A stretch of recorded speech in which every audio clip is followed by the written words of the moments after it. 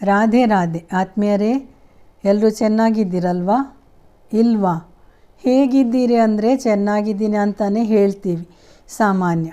ನಂತರ ಒಂದೊಂದೇ ಗೋಳು ಹೇಳೋಕ್ಕೆ ಶುರು ಮಾಡೋದು. ಅದು ಕೇಳುವ ಜನರನ್ನು ಹೊಂದಿಕೊಂಡಿರುತ್ತೆ. ಇಲ್ಲಾಂದರೆ ಏನೂ ಹೇಳೋಕ್ಕೆ ಹೋಗೋದಿಲ್ಲ, ಹ್ಞೂ ಅಂತೀವಿ ಅಲ್ವಾ? ಎಲ್ಲರೂ ಸಾಮಾನ್ಯ ಹೇಳ್ತಾ ಇರೋ ಮಾತಂದರೆ, ನಾನು ಯಾರಿಗೂ ಮೋಸ ಮಾಡಿಲ್ಲ, ಕೆಟ್ಟದ್ದು ಮಾಡಿಲ್ಲ, ಆದರೂ ನಮಗೆ ಕಷ್ಟ. ದೇವಸ್ಥಾನಕ್ಕೆ ಹೋಗ್ತೀವಿ, ಪೂಜೆ ಮಾಡ್ತೀವಿ, ನಾವು ಒಳ್ಳೆಯದೇ ಮಾಡ್ತೀವಿ, ದಾನ ಧರ್ಮ ಮಾಡ್ತೀವಿ, ಪರೋಪಕಾರ ಮಾಡ್ತಾ ಇದ್ದೀವಿ. ನಮ್ಮ ಅಪ್ಪ ಅಮ್ಮ ಎಲ್ಲ ತುಂಬ ದಾನ ಧರ್ಮ ಮಾಡಿದ್ದಾರೆ. ನಮ್ಮ ತಾತ ಧರ್ಮರಾಯ, ನಮ್ಮ ಅಮ್ಮ ಕರ್ಣನ ಅಪರಾವತಾರ. ಆದರೂ ಹುಟ್ಟಿದಾರಭ್ಯ ಬರೀ ಕಷ್ಟ. ಪ್ರತಿದಿನ ಒಂದಲ್ಲ ಒಂದು ಸಮಸ್ಯೆ, ಶಾಂತಿ ಇಲ್ಲ, ಸಮಾಧಾನ ಇಲ್ಲ. ಗ್ರಹಚಾರ ಸರಿಯಾಗಿರೋದು ಯಾವಾಗ? ಜ್ಯೋತಿಷರಂತೂ 7.5 ಅಷ್ಟಮ ಶನಿ, ರಾಹು ಕೇತು ಅಂತ ಏನೇನೋ ಹೇಳ್ತಾ ಇರ್ತಾರೆ. ನಮಗೇನೂ ಅರ್ಥ ಆಗೋದಿಲ್ಲ. ಆದರೂ ಕೆಲವು ಪರಿಹಾರ ಮಾಡ್ತೀವಿ.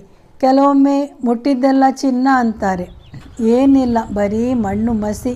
ಒಳ್ಳೆಯ ದಿನ ಯಾವಾಗ ಬರುತ್ತೋ, ಏನಿಲ್ಲ ಅಂದರೂ ಮನಸ್ಸಿಗೆ ನೆಮ್ಮದಿಯಾದರೂ ಇದ್ದರೆ ಸಾಕಿತ್ತು ಅಂತಾನೇ ಇರ್ತೀರಿ ಅಲ್ವಾ? ಒಂದಂತೂ ತಿಳ್ಕೋಬೇಕು, ಇದು ನಿಮಗೊಬ್ಬರಿಗೆ ಮಾತ್ರ ಅಲ್ಲ, ಆಲ್ಮೋಸ್ಟ್ ಎಲ್ರಿಗೂ ಇವೆ. ಶಾಂತಿ ನೆಮ್ಮದಿ ಇದ್ದರೆ ಬೆಳಗ್ಗೆದ್ದು ಟಿ ವಿ ಮುಂದೆ ಕೂತು ಅಷ್ಟೂ ಜ್ಯೋತಿಷ ಕಾರ್ಯಕ್ರಮ ಯಾರು ನೋಡ್ತಾ ಇದ್ದರು? ಯೂಟ್ಯೂಬ್ನಲ್ಲೂ ಅಷ್ಟೊಂದು ಲಕ್ಷಗಟ್ಟಲೆ ಜನರು ಯಾರೋ ಬುರ್ಡೆ ಜ್ಯೋತಿಷ ಹೇಳಿದ್ರು ಏನೋ ಪರಿಹಾರ ಆಗೋಗುತ್ತೆ ಅಂತ ನೋಡ್ತಾ ಇರಲಿಲ್ಲ. ಕೆಲವರಿಗೆ ಜಾಸ್ತಿ ಸಮಸ್ಯೆ ಇರುತ್ತೆ, ಕೆಲವರ ಸಮಸ್ಯೆಗೆ ಕೊನೇ ಇಲ್ಲ ಎಂಬಂತೆ ಅನುಭವ ಆಗುತ್ತವೆ. ಒಪ್ಕೋತೀನಿ, ಅದಕ್ಕೆ ಹಲವಾರು ಥರದ ಪರಿಹಾರ ಇವೆ. ಪೂಜೆ, ಜಪ, ನಾಮಸ್ಮರಣೆ, ಧ್ಯಾನ ಇವುಗಳಿಂದಲೂ ಸಮಸ್ಯೆಯ ಪ್ರಮಾಣ ಕಡಿಮೆಯಾಗುತ್ತೆ. ಇಲ್ಲಿ ಈಗ ನಾನು ಒಂದು ಸ್ತೋತ್ರವನ್ನು ಹೇಳುತ್ತೇನೆ. ಸರಿಯಾಗಿ ಇದರ ಉಪಯೋಗ ಮಾಡಿದರೆ ಖಂಡಿತ ಸಮಸ್ಯೆ ಪರಿಹಾರವಾಗುತ್ತೆ. ಇದಕ್ಯಾಕೆ ಇಷ್ಟು ಪೀಠಿಕೆ? ಸೀದಾ ಒಂದು ಮಂತ್ರ ಕೊಟ್ಟರೆ ಸಾಕಿತ್ತು ಅಂತೀರಾ? ನಾನು ಕೂಡ ಹೀಗೇ ಹೇಳೋದು. ಆದರೆ ಬರೀ ಒಂದು ಮಂತ್ರ ಹೇಳಿಕೊಟ್ರೆ ಏನು ಮಾಡ್ತೀರಾ? ಅದೇ ಈ ಮಂತ್ರ ನಮಗೆ ಗೊತ್ತಿದ್ದದ್ದೇ, ಇದರಿಂದ ಏನೂ ಆಗೋದಿಲ್ಲ, ನಾನು ದಿನ ಹೇಳ್ತೀನಿ ಅಂತ ಏನೂ ಆಗಿಲ್ಲ. ಕೆಲವರಾದರೂ ಹೇಳ್ಬೋದು. ಅದು ಹಾಗಲ್ಲ. ಒಂದು ಸಿಸ್ಟಮ್ಯಾಟಿಕ್ ಆಗಿ ಹೇಳಿದರೆ ಮಾತ್ರ ಅದಕ್ಕೆ ತಕ್ಕ ಫಲ ಸಿಗೋದು.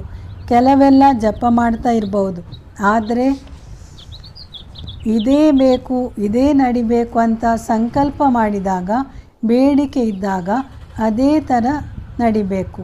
ಹಾಗೆ ನಂಬಿಕೆ ಅಂತೂ ಪ್ರಧಾನ. ಹಾಗೆ ಕೆಲವು ಮಂತ್ರಗಳನ್ನು ಆಗಾಗ ನಾನು ಕಮ್ಯುನಿಟಿಯಲ್ಲಿ ಪೋಸ್ಟ್ ಮಾಡ್ತಾ ಇರ್ತೀನಿ. ನೀವು ನೋಡಿದ್ದೀರಾ, ಫಾಲೋ ಮಾಡ್ತಾ ಇದ್ದೀರಾ, ಅನುಷ್ಠಾನಕ್ಕೆ ತಂದಿದ್ದೀರಾ ತಿಳಿಸಿ. ನಾವು ಭಕ್ತಿ ಮಾಡೋದು ಒಂದು ಕಡೆ, ಪೂಜೆ ಮಾಡೋದು ಬೇರೆ. ಆದರೆ ಪರಿಹಾರ ಅಂತ ಮಾಡುವಾಗ ಅದೊಂದು ಅನುಷ್ಠಾನ ಆಗಬೇಕು, ಸಿಸ್ಟಮ್ಯಾಟಿಕ್ ಆಗಿರಬೇಕು, ನಿಯಮ ಇಟ್ಟುಕೊಂಡಿರಬೇಕು. ಈಗ ಈ ಒಂದು ಮಂತ್ರದ ಬಗ್ಗೆ ಹೇಳೋದಾದರೆ, ಈ ಮಂತ್ರ ವಿಷ್ಣು ಸಹಸ್ರನಾಮದ ಕೊನೆಯಲ್ಲಿ ಬರುತ್ತೆ. ಆತ್ಮಯೋನಿಃ ಸ್ವಯಂ ಜಾತೋ ವೈಖಾನಃ ಸಾಮಗಾಯನಃ ದೇವಕೀನಂದನಃ ಸೃಷ್ಟ ಕ್ಷಿತೀಶಃ ಪಾಪನಾಶನಃ. ಈ ಮಂತ್ರವನ್ನು ದಿನಾಲು 108 ಸಲ ಹೇಳಿ, 54 ದಿನ ಹೇಳಿ. ಹೀಗೆ ಇದನ್ನು ಲೈಫ್ ಲಾಂಗ್ ಕೂಡ ಮುಂದುವರೆಸಬಹುದು. ಒಂದು ಸ್ತೋತ್ರದಿಂದ ನೆಮ್ಮದಿ ಸಿಗ್ತಾ ಇದ್ದರೆ ಯಾಕೆ ಬಿಡಬೇಕು ಅಲ್ವಾ? ಯಾರೋ ಏನೋ ಹೇಳಿದ್ರು ಅಂತ ತಲೆ ಕೆಡಿಸಿ ಇಡೀ ದಿನ ವೇಸ್ಟ್ ಮಾಡ್ತೀರಾ. ಅದರ ಬದಲು ಸಮಯವನ್ನು ಈ ರೀತಿ ಬಳಸಿಕೊಂಡ್ರೆ ಕಷ್ಟ ದುಃಖ ಪರಿಹಾರ ಅಲ್ಲದೆ ದೇವರ ಅನುಗ್ರಹ ಕೂಡ ದೊರಕುತ್ತದೆ. ಹೆಚ್ಚಿನ ಫಲ ಹಾಗೂ ಸರಿಯಾದ ಪರಿಹಾರ ಸಿಗಬೇಕಾದ್ರೆ ದಿನಾಲೂ ಒಂದೇ ಕಡೆ ಕುಳಿತು ಒಂದೇ ಸಮಯದಲ್ಲಿ ಜಪ ಮಾಡಬೇಕು.